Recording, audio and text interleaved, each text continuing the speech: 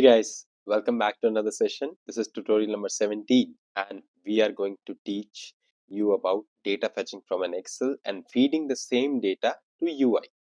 Okay.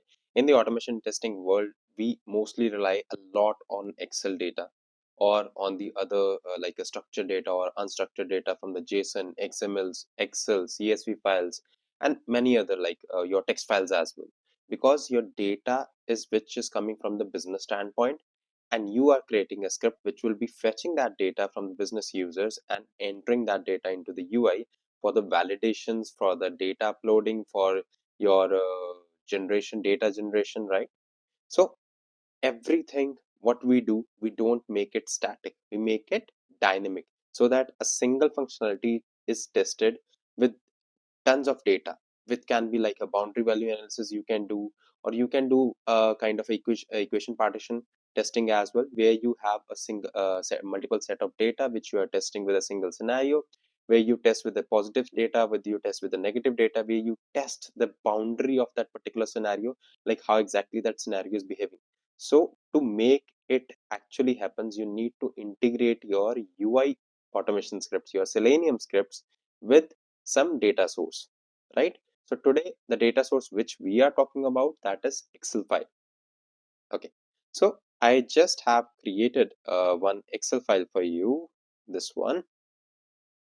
Okay, I just created a very simple Excel file which have 3 rows. Okay, and the data is number, name, password, date, and I know this is a static one data which I am not going to change. Okay, so I'm going to take up this scenario where I'm taking a example of this website as well, which is accepting your number, text, password, and a date. Okay, and once I enter this data, it will be displayed over here. Just for example, like one Sumit and Sumit 456, any random, right? Anything random, date like this, and if I display it, it display like this. Okay, so my scenario says that I need to fetch the data, I need to keep on uploading until I reach the end of my file. So technically my file is Excel file, so which means that I need to upload all these data records. No matter how many records I have, I need to upload it into the system. Okay, but what if I have 1,000 or 2,000 records and I now have to upload it manually? It will take n number of time, right? Like it can take multiple days as well, because I need to fetch the data, keep on uploading, and it's a very tiring job for it if I do it manually. Whereas if I take the help from the automation testing, like create a script which will write which will actually fetch the data, read the data from an Excel file row by row, upload it directly to the UI, it will take it's a hardly minute task, a kind of few minutes to actually do the complete testing. Okay, within an hardly, like I will say 40 or 30 to 40 minutes hardly it will take to upload the all the 1,000 records, if I have this many records only. But if I have multiple records, like if I increase the size of this, like maybe that, so depending on the size, depending on the complexity of the data, the time may vary, but for sure it's going to save a lot of effort from the manual testing if I compare it with the manual testing. Okay, now let me close the sheet and let us start the coding. So our scenario is fetching the data from the Excel file. First is your number, then is your name, then is your password, then is your date. So for number, it's integer. For your name and password, it's a string. And for your date, it's a date field. Okay, so we know these are the 4 fields which are required. We just need to fetch it and we need to upload it on this particular application. Okay, so let's do it. So to fetch the data, which means I need to read it, I don't have to write it. So technically I need file input stream. So always remember that I have two input streams. One is your file input and file output.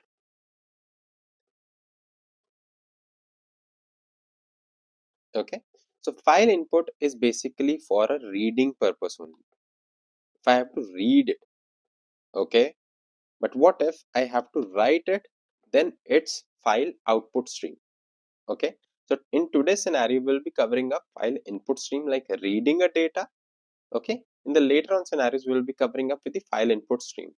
or considered it as your homework as well, where you need to actually figure out how the file input stream works. Though I'll be teaching it, but it's a great exercise for you too, that you further explore more, like what the more you explore in Java, the more you learn. Okay, so we need file input stream over here for our scenario. Okay, so file input stream FIS is equal to new file input stream, whereas what it accepts a file object. Okay, here we have a file. So technically our file object accept a string, which means a path of your file. So right now my path of my file is this one, data file this. Okay, so let me copy the path. Instead of copying the complete path, let us do one thing. Okay, I just add, let me open this one.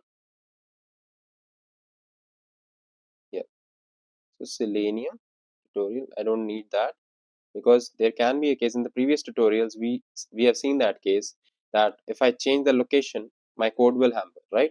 So technically what I need to do is system dot get property. My property is user directory, user dot dir, which will give me the path of this and like this. Okay, so using this I can do that, but it's giving me a kind of an error. Why?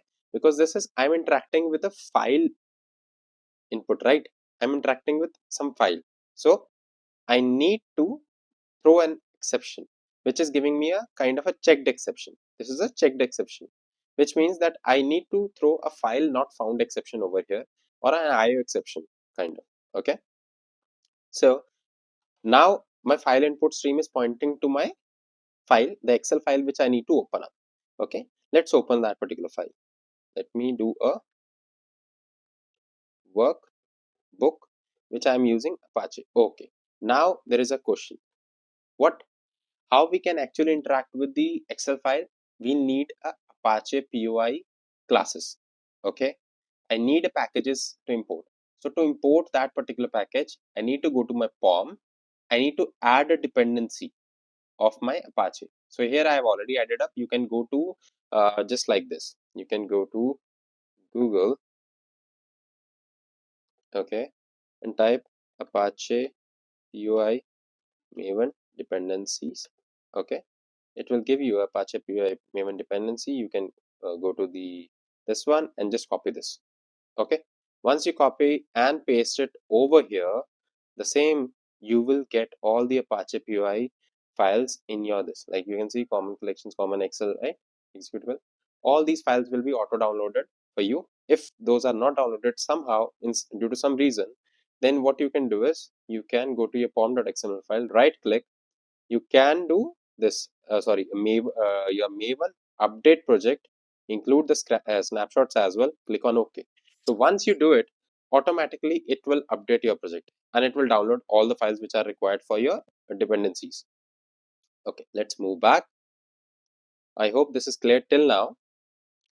Now what I need to do is there is an interface called workbook which is in SS user model. So no matter how many interfaces I'm going to use today, I'm going to use with apache.poi.ss user model. There is SL as well, so don't use SL, use SS. Okay, workbook is equal to XSF workbook. Here I need to share it as new. Okay, I need to pass the file input string over here. Okay, so now what we did is we actually first we interacted with the created an object of a file input stream which will be interacting with our technical, which will be interacting with our that your file, and then we are creating a workbook, okay, which will be further interacting with your particular the file location where you have like selected in the file input stream. Okay, so now let's do the further part. Okay, so now there is an error again, because there is again a checked exception which is an IO exception. Okay, so previously it was throwing an exception. Now there is another exception called IO exception, which was a parent exception of the previous one. So that's why it overrided the previous one. Okay, So now what I need to do is, once I have interacted with the workbook, so let me show you. Once your workbook, then is your sheet, then it's your row, then it's your cell. Okay, that's how you interact with an Excel file. First you need to open up the workbook, then you need to open up the sheet, then you need to select the particular row which you want to interact, then you select a particular cell which you want to interact with. Okay, we'll follow the same order. Let's go for it. So now I need to have sheet. Now. As I told you, there are two interfaces: SL dot user model, SS dot user model. Always go for SS. Okay, most of the people confuse in it. They select the wrong interface package, and that's how they end up with their code with the multiple errors and lot of things. Okay, so sheet is equal to workbook dot get sheet. Now the point is, either you can go ahead with the index, or you can specify the name as well, like sheet 1, sheet 2, sheet 3, whatever the name is, or your particular sheet index start from 0. Okay, so I know I have only one sheet in my Excel file in my workbook, so technically I will go with the 0. Okay, now it's time to go ahead with the row. Okay, so technically I have multiple rows, right?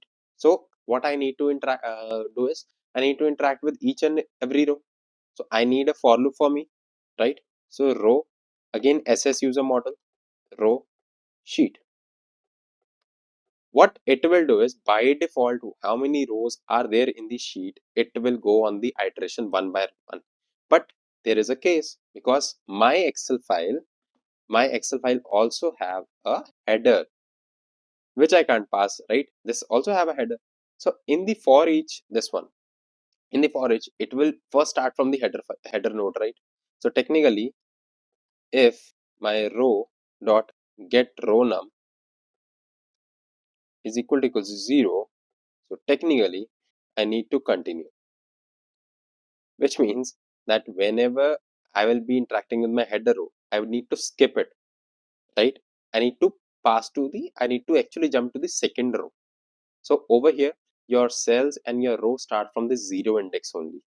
Okay, so then I'm going to jump to the second row. Okay, now I have skipped the first one, I am on the second one. So I know, so technically if I open up this one, I know my first name is number, then name, then password. Okay, let's do it like this: int number.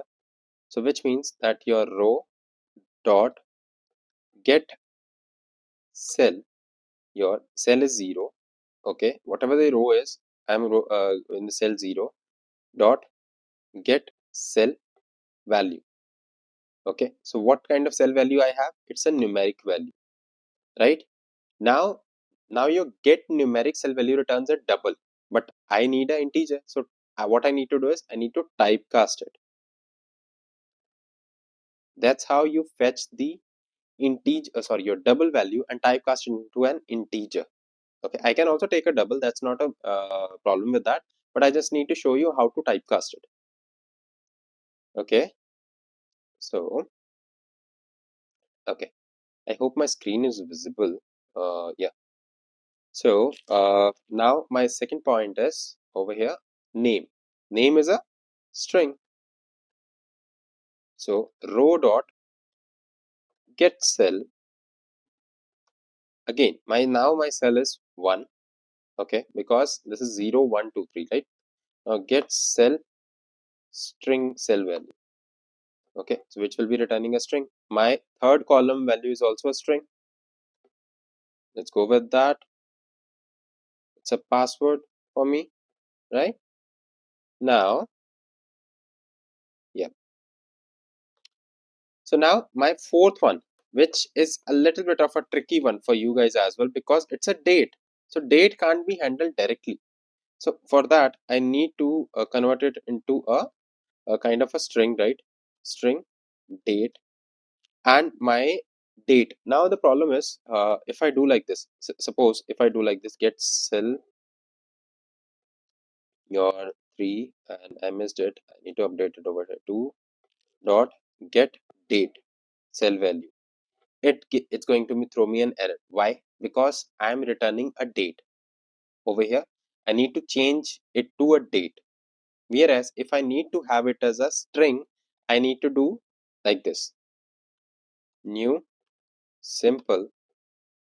Okay, just give me a second. Simple date format dot format. Now I can do like this. Okay, whereas I can just closing, and I can pass down a my date format over here is month, date, and year. Okay, dd and y. Okay, so that's how I'm going to return a string value. Now you're getting it, how I converted a date format to a string. So simple date format is a class which helped me to convert my date format to a string. It actually returns a string. Okay, so now I have these 4 records with me. Now my second task is I need to go back to my application.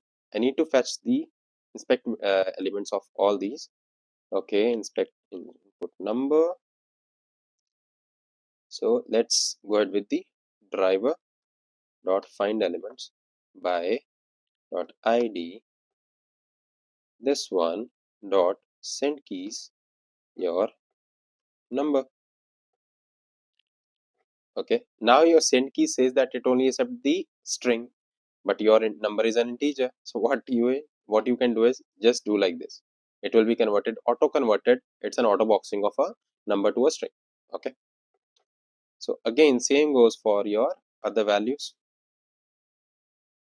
Da, da, da, da, da, da. And we have over here as a name, over here as a password, over here as a date. Okay, and again I need to change name, your password. I don't need this because I have directly for number only I needed that, but for string I don't need it. Date, and there can, because see now the chances are high that for first time it will work very well, but for the second time it may not override it because it's not clearing it. So I need to add up one more statement, driver dot clear, driver dot find element by dot id, and the same id which I have written over here I can copy paste and dot clear. Okay, so I need to clear everything so that I can run everything properly. Let me copy paste it.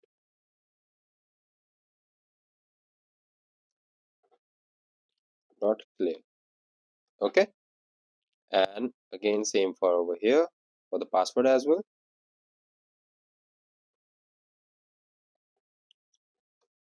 Dot clear. Same goes for your data as well. Clear. Okay, now I've cleared it. Now what I need to do is I need to get this button as well, like click. Okay, so that it can be, the data can be feed it properly. Okay, so driver dot find element by dot id. This one is the id dot submit. Okay, or dot click, anything you can work with that. Okay, let's go with the click. Okay, dot click, and let us wait for a few seconds. I'm adding a hard stop wait over here. Let us wait for 3 seconds so that at least you can see the data was entered properly, otherwise it will go in a super fast mode. Okay, so now what I did is I fetched the data from the Excel. My data is fetched properly. Once my all the data is fetched, I can driver dot quit. Okay, and once everything is fetched, driver dot quit, and also let's close this. It's a good habit to actually close your input streams as well. Now let me see, the data is Sumit, Shreya, Salil. So Sumit, the passwords are a little bit tweaked, somehow changed, and your dates are this. Okay, and let us do one more thing. We are entering the data for sure, but let's print it as well. Okay, this out, not print, and let us do this number.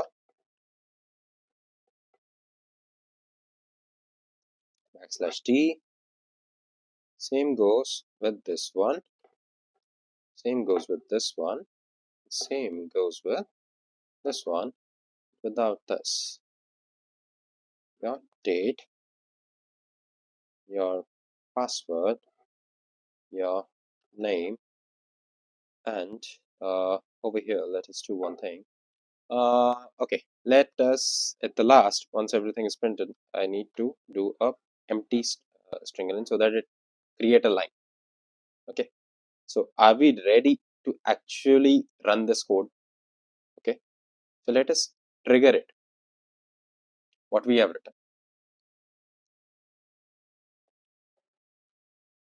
Okay, we maximized it,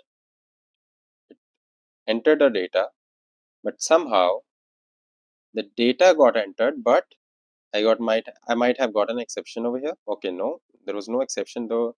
The data was clearly mentioned, but there might be a case that because I have written these XPath on my own wording, so let me check. Okay, okay, let me check whether it was correct again or not. Okay, maybe the cases like my IDs are not correct. Input text. See, my IDs are not correct. That's the case. My bad.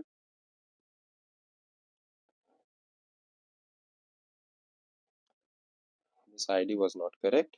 What is this one ID? Input box. Input password.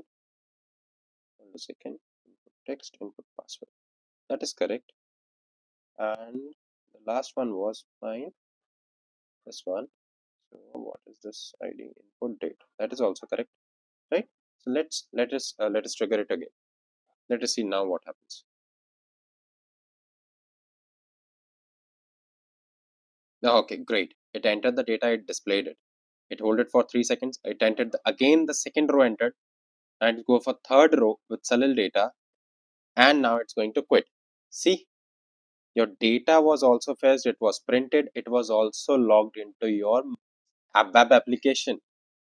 Okay, so this was your kind of a very high level scenario where we actually fetch the data. Okay, here more complicated scenarios can be there. Just for an example, you have the data, but you are completely unaware about the your what kind of your data is. Either it can be a string, it can be a number, it can be a date, it can be Boolean values as well, right? So in that case, how will you actually handle it? That's the best part. Like, how will you handle it? So for that, what you can do is you can do like this. I'll just give you a hint.